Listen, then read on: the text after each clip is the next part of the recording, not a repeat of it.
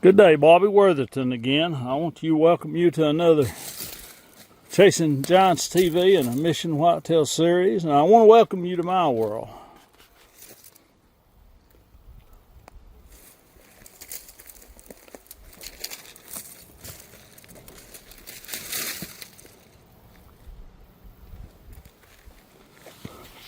I'm out here doing a little deer scouting, and I just thought I'd stop by this bluff and continue our thoughts from earlier.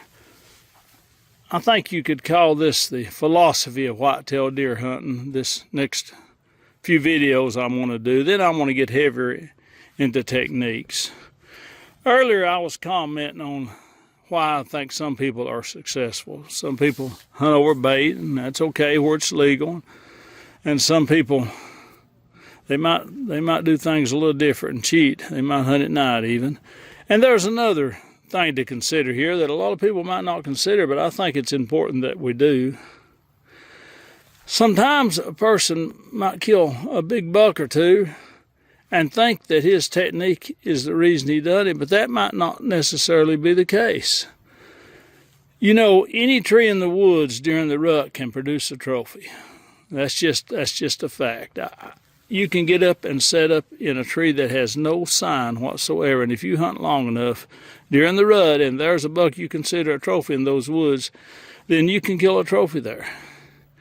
And let's say you listen to something on the internet, or you go to somebody's clinic and let's say they teach 100 people their technique, and those 100 people, or probably more than that, but let's just say those 100 go out in the woods and they set up, and at least 2 or 3 might kill a really good buck, especially if there's a good number of trophies in the woods there, and especially if they spend a lot of time there.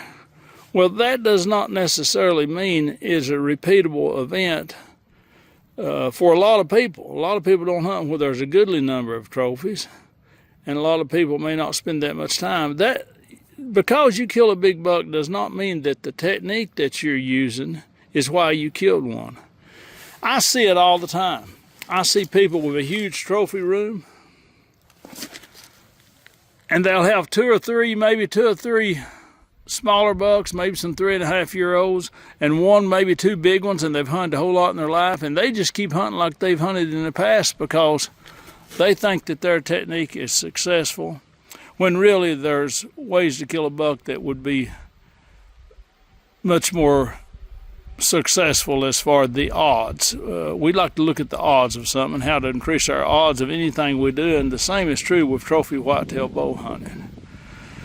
So I wanted to elaborate on that, and I want to say in the next video I'm going to start getting into the 5 words that I talked about, the philosophy of bow hunting, that are really important. We're going to talk about knowledge the first time, and I'm going to try to do that tomorrow when I'm hanging a few tree stands after church. And let's see if we can't learn something that might help us be more successful, and not just bet on luck, not just hope that the odds will catch up to an old buck and it be in our favor because we spend enough time in the woods where there is some bucks.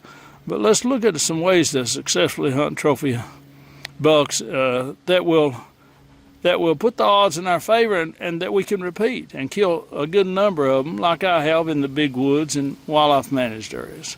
Thank you for tuning in to Chasing Giants TV. This is a Mission Whitetail series.